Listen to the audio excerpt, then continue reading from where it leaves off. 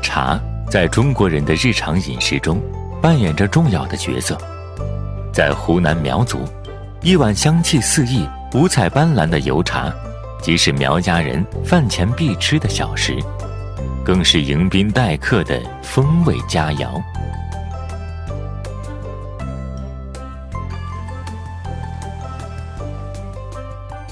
油茶虽说是小食，制作工序一点不简单。头道工序就是阴米的制作。苗家油茶里的阴米制作会加入一种天然染料乌米饭叶。采摘工作除了大姐杨云娇，还有邻居潘爱美、吴春花的帮忙。新鲜采摘的乌米饭叶洗净后，借助打年糕的木棍打成碎末，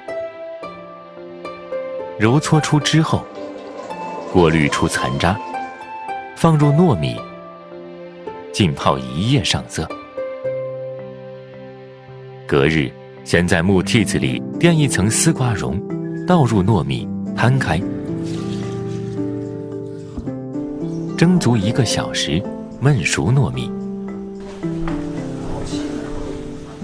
然后移入铺有垫衬的簸箕上晒制。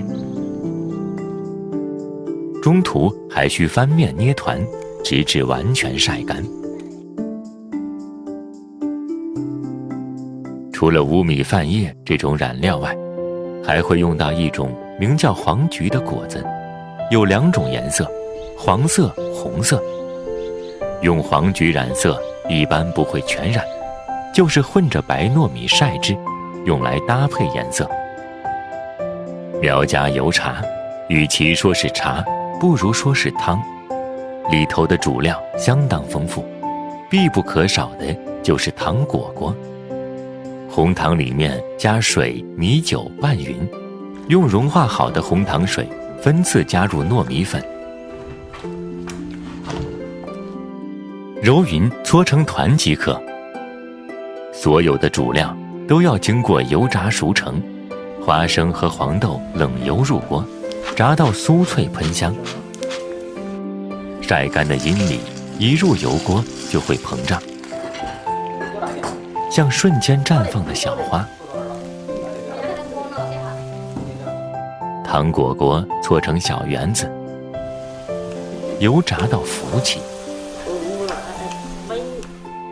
主料备好，开始熬制茶汤。锅中放大米，炒成糊米，下茶豆，鲜茶茶叶炒制，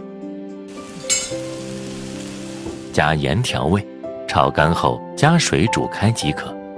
切记不要熬煮过头，茶味醇香，稍微熬过头，味道就会变苦，油茶味就大为逊色了。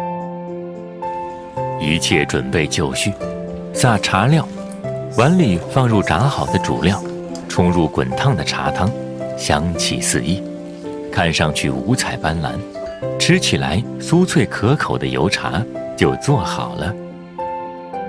吃的时候要趁热，主料就着茶汤，越喝越上瘾。喝油茶还有个小习俗，主人会给每人1根筷子，如果不再喝了，就把筷子架在碗上，否则就会一直给你满上。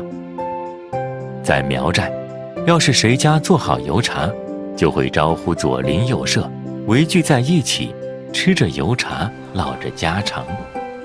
再平淡的日子，只要配上这口油茶，也会变得滋味悠长。